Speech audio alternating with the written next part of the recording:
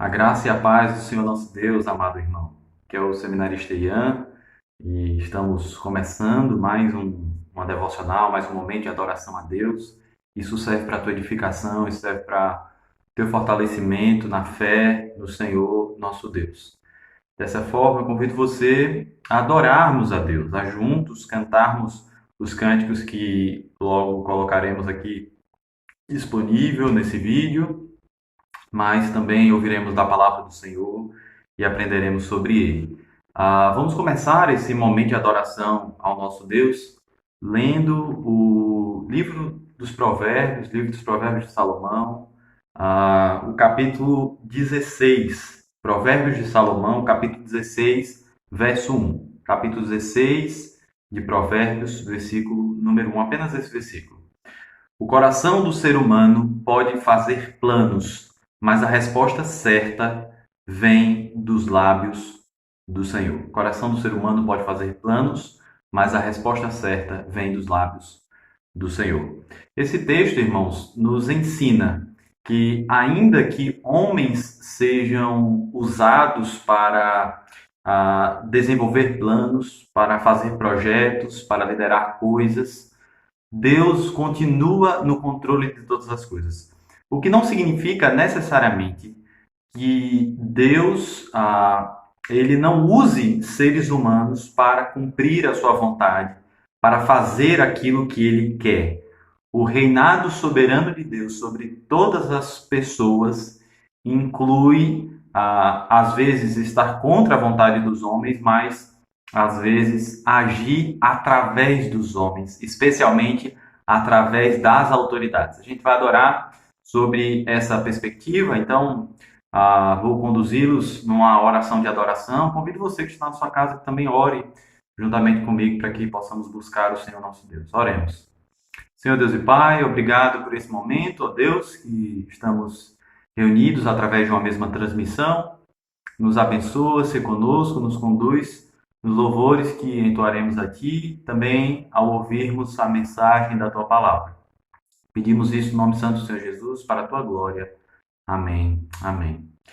Meu irmão e minha irmã, gostaria de te lembrar que a Igreja Presbiteriana Peniel vive e se sustenta através dos dízimos e das ofertas. Então, nós agradecemos a todos aqueles que têm sido fiel, que continuam enviando seus dízimos e as suas ofertas, quer seja através de transferência bancária ou através dos tesoureiros da nossa igreja, que são os diáconos da igreja, especialmente o diácono Paulo Terrão e o diácono Luiz Carlos. Então, esses irmãos aí, eles estão à disposição para caso vocês queiram abençoar a vida da igreja, continuar mantendo essa obra de adoração ao nosso Deus. Deus te abençoe. Vamos adorar ao nosso Senhor Todo-Poderoso, o nosso Rei soberano que reina acima de todos os homens. Um abraço.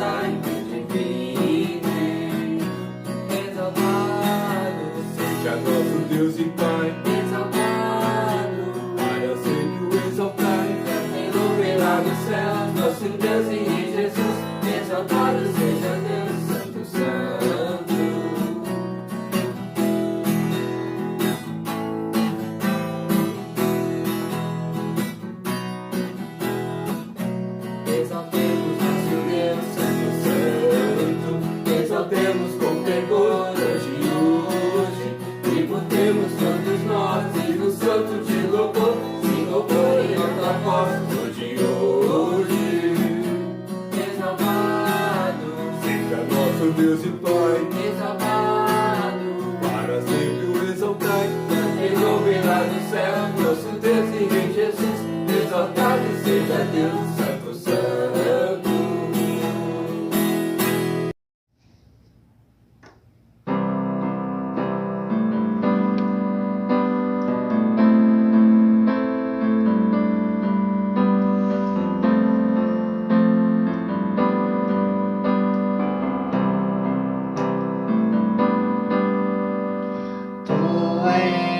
soberano sobre a terra, sobre os céus, tu és Senhor absoluto. Tudo que existe acontece, tu sabes muito bem, tu és tremendo.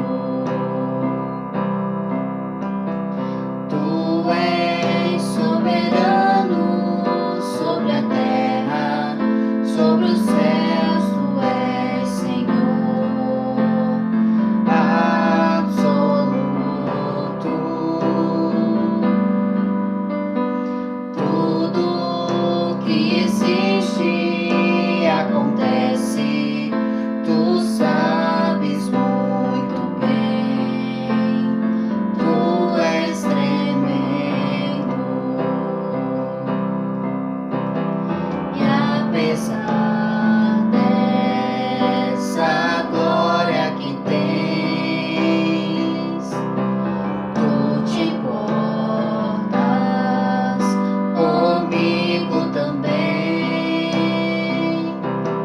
Esse amor tão grande eleva-me, amarra-me a ti.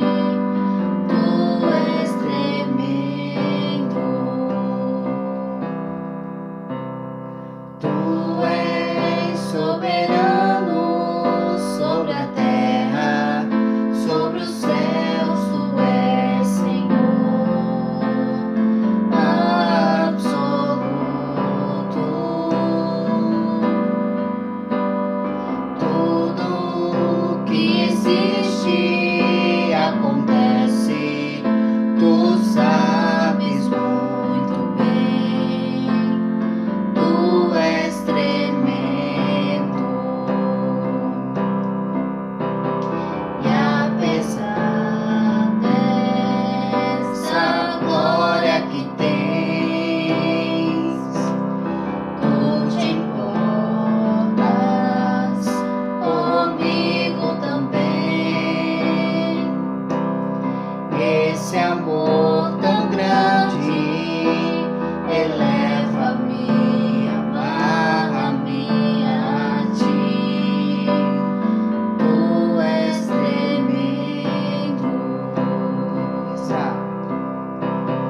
E apesar dessa glória que tens, tu te importas comigo também.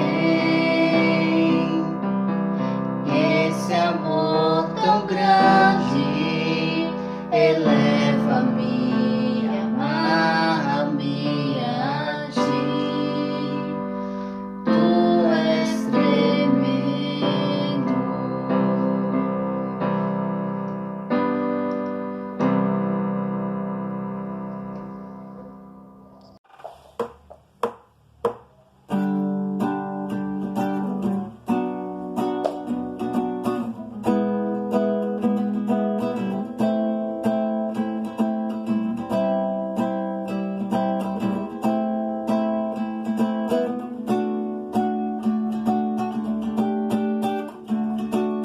Grandes são as tuas obras, Senhor Todo-Poderoso.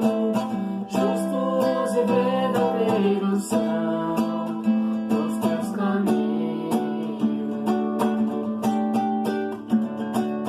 Grandes são as tuas obras, Senhor Todo-Poderoso. Justos e verdadeiros são os teus caminhos. Ó Rei das nações, quem não temerá, quem não glorificará teu nome? Ó Rei das nações, quem não te louvará, pois só teu nome é santo. Ó Rei das nações,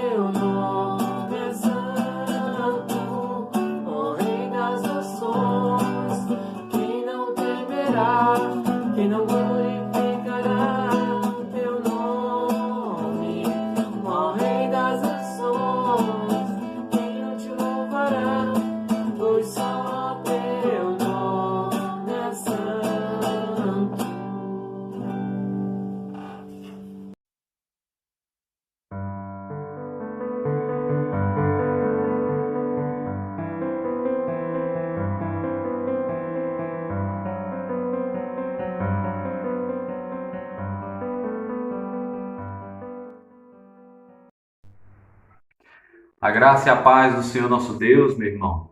Glória a Deus por essas canções que entoamos, que cantamos ao nosso Deus, Senhor Todo-Poderoso, Criador de todas as coisas. Agora nós vamos ouvir uma mensagem da palavra de Deus, uma devocional, uma meditação para a sua vida, para a sua edificação nesse dia que nós separamos para a adoração, para o culto a Deus, um dia separado exclusivamente ao Senhor, conforme o quarto mandamento nos adverte. Hoje a gente vai falar um pouquinho sobre o cristão e a política, sobre qual a relação das autoridades na vida do crente. Esse é um tema muito abrangente, é um tema muito vasto. Nós temos vários versículos da Bíblia que falam sobre isso. Hoje a gente vai falar apenas de um versículo, ainda que dentro do seu contexto, que é Romanos, capítulo 13, verso 1. Dessa forma, eu convido você a abrir a sua Bíblia nesse texto, Romanos, capítulo 13, apenas o verso 1. Eu farei a leitura primeiro na versão Nova Almeida atualizada, depois eu farei numa versão diferente, apenas a ordem das palavras, mas a gente vai fazendo a exposição desse verso 1. Romanos, capítulo 13, o versículo 1. Assim diz a palavra de Deus, assim diz a palavra do Senhor. Que todos estejam sujeitos às autoridades superiores, porque não há autoridade que não proceda de Deus, e as autoridades que existem foram por ele instituídas. Que todos estejam sujeitos a autoridades superiores, porque não há autoridade que não proceda de Deus, e as autoridades que existem foram por ele instituídas. Uma outra versão diz: todo homem esteja sujeito às autoridades superiores, porque não há autoridade que não proceda de Deus, e as autoridades que existem e as autoridades que existem foram por ele instituídas. Então, bem próximo. Irmãos, esse texto, capítulo 13 de Romanos, ele é conhecido como um verdadeiro tratado, capítulo 13, do 1 ao 7 especificamente, um verdadeiro tratado sobre a questão da autoridade superior, sobre a questão especialmente da autoridade civil. Mas esse capítulo 13, ele na verdade é uma aplicação dos ensinos que o apóstolo Paulo tem trazido desde o primeiro capítulo da Epístola aos Romanos. Então, a primeira coisa que a gente precisa definir aqui, entender, é a estrutura da Epístola de Paulo aos Romanos. Essa carta é um verdadeiro tratado teológico. O apóstolo Paulo não havia estado em Roma quando ele escreveu essa carta, e ele então decide escrevê-la. E depois de escrever, acredito que ele estava na terceira viagem missionária, escreveu mais ou menos ali no ano de 57 depois de Cristo, e dali ele estava em Corinto, provavelmente, por causa de algumas coisas que ele fala na carta que a gente pode conferir no livro de Atos e também na carta aos Coríntios. Provavelmente ele estava em Corinto quando escreveu essa carta, e ele escreve, e depois dali ele tinha o propósito de ir para Jerusalém, depois ir para Roma, para finalmente ir para a Espanha, que era uma região que ainda não, o evangelho ainda não havia sido anunciado, pregado.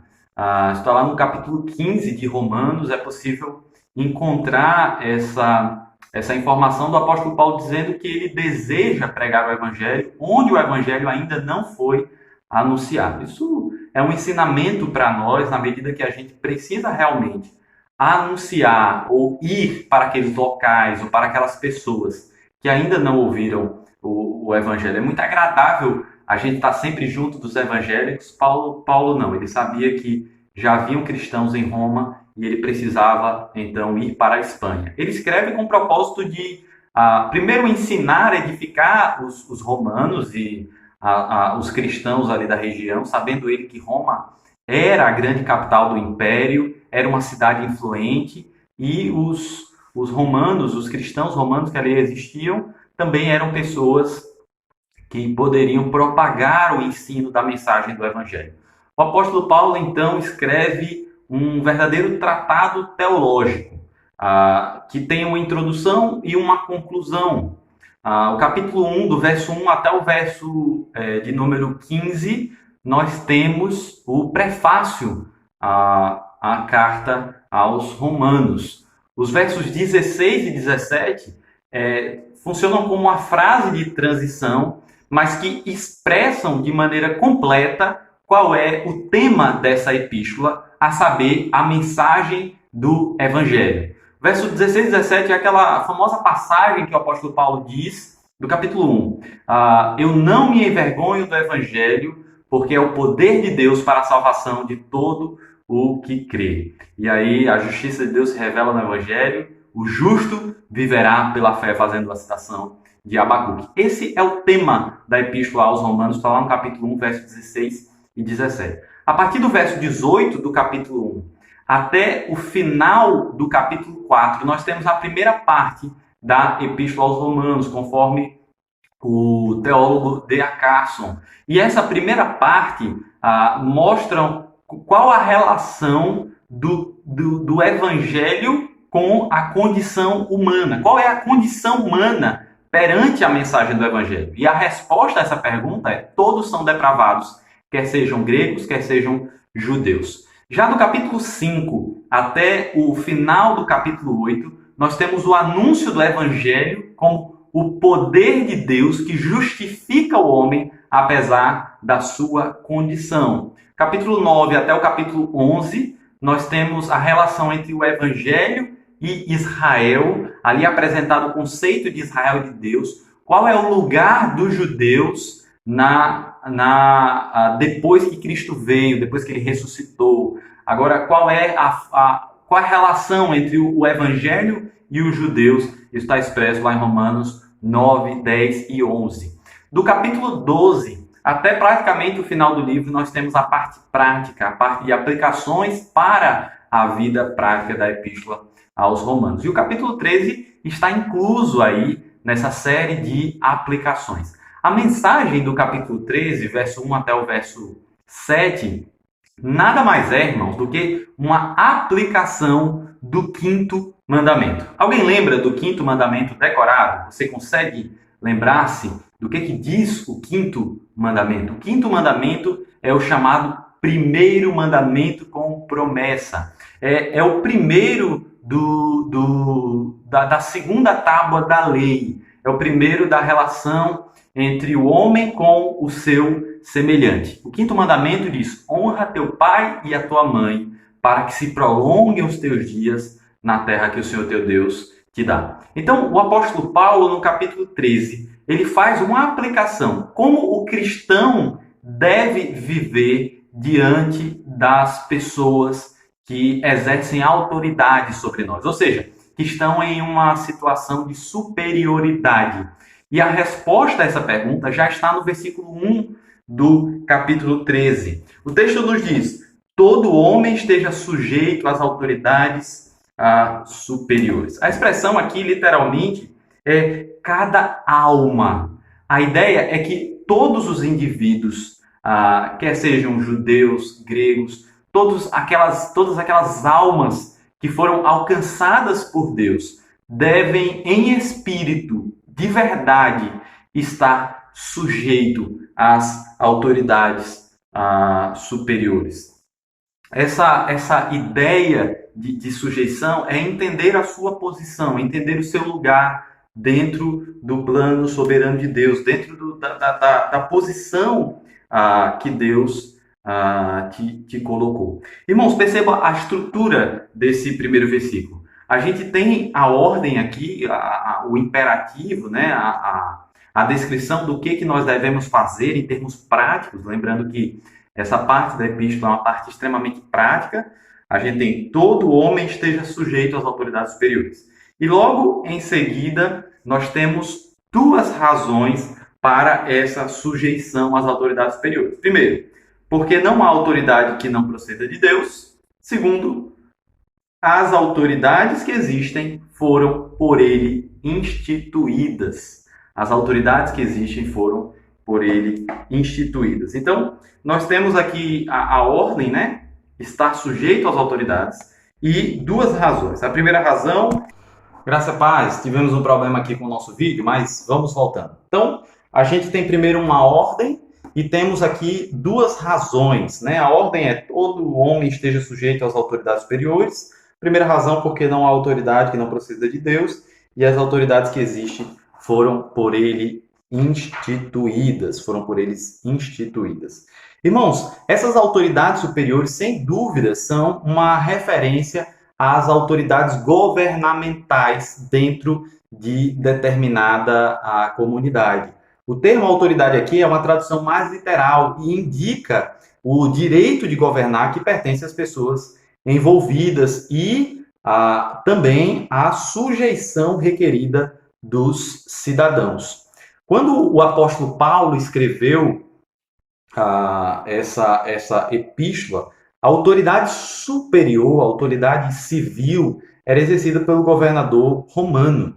E a referência direta dessa expressão é dos administradores desse governo, que não era feito apenas pelo imperador, existiam vários cargos aí do poder público que designavam aquilo ali. Uma dúvida que surge nessa ordem que é dada é se essas autoridades denotam também poderes angelicais invisíveis que estão por trás dos governos humanos, alguma coisa desse tipo. Esse tipo de dúvida não teria surgido se o vocábulo usado ele não se referisse a autoridades num termo mais genérico. Porém, a gente percebe ali pelo versículo 6 e 7 desse capítulo que, na verdade, o apóstolo Paulo está falando especificamente sobre a autoridade humana, na medida que ele fala de impostos também. Então, de fato, Deus usa homens para cumprir a sua vontade. E é interessante mostrar que o imperador da época ele não era cristão. O imperador da época ele não era temente a Deus. Ainda assim, as pessoas precisavam sujeitar-se a ele, obedecer às suas ordens. A Confissão de Fé de Westminster fala um pouco sobre isso e declara o seguinte: a incredulidade ou a advertência religiosa não anulam a autoridade justa e leal dos magistrados, tampouco isenta as pessoas da devida obediência a eles. Da autoridade civil, os eclesiásticos não estão isentos, quanto menos tem o Papa qualquer poder ou jurisdição sobre eles, no domínio ou controle de suas vidas, se vier a julgá-los herege ou por qualquer outra pretensão. Então, a nossa confissão de fé reconhece essa autoridade legítima da autoridade civil. Irmãos, então, as duas cláusulas seguintes, né, que a gente apresentou aí como essas duas razões, elas nos fornecem um motivo para essa sujeição. Uma cláusula explica a outra, uma tem relação com a outra. Não são duas razões completamente opostas. E elas mostram qual é a fonte de onde prossegue o governo civil e sancionam a sujeição requerida. Primeiro, na primeira cláusula, Paulo fala sobre os agentes governamentais em existência na época. Essa é a força da expressão as autoridades que existem. Ele não se referia ao governo de forma abstrata, ao Estado de forma abstrata, nem abordava o assunto das diferentes formas de governo. Ele não falou sobre república, império, não. É uma designação bem genérica dessa questão. E ele faz afirmativas categóricas aqui sobre o governante. Em segundo lugar, ao dizer que as autoridades procedem de Deus, o apóstolo quis colocar que de onde elas derivam, qual é o seu direito para o exercício do poder, ou seja, de Deus. Isso é apresentado várias vezes, de diversas formas. O apóstolo Paulo prova isso ao longo da sua carta, o tanto que essa autoridade procede do Senhor nosso Deus. Irmãos, existem princípios que tratam do aspecto correto ou incorreto de você desobedecer a uma autoridade. Porque, a princípio, quando a gente lê esse texto, parece que é impossível desobedecer à autoridade civil, mas isso não é verdade. Esse assunto, ele, ao longo da história da igreja, tem muita dificuldade, muita discussão nesse sentido. O apóstolo Paulo, ele não está falando sobre a exceção, ele está estabelecendo a regra. É por isso que aqui ele não fala sobre a questão da desobediência civil, porque aqui ele está falando sobre a regra, sobre aqueles momentos que você precisa de fato obedecer à autoridade civil. Mas o apóstolo Pedro, por exemplo, lá em Atos capítulo 5, verso 29, diz: antes importa obedecer a Deus do que aos homens. Antes importa obedecer a Deus do que aos homens. Então, vamos pensar em termos do quinto mandamento. Devemos nos sujeitar às autoridades, contanto que essas autoridades não estejam em completa oposição à vontade de Deus. E aí não é aquilo que eu interpreto da vontade de Deus, não é aquilo que eu acho que seria a vontade de Deus, é a expressa vontade de Deus. Eu preciso ter certeza de que aquela ordem da autoridade é diretamente contrária à vontade de Deus para poder desobedecê-la. Em todos os outros casos, eu devo sim obediência às autoridades civis. Como isso se aplica à nossa vida no contexto em que nós temos vivido?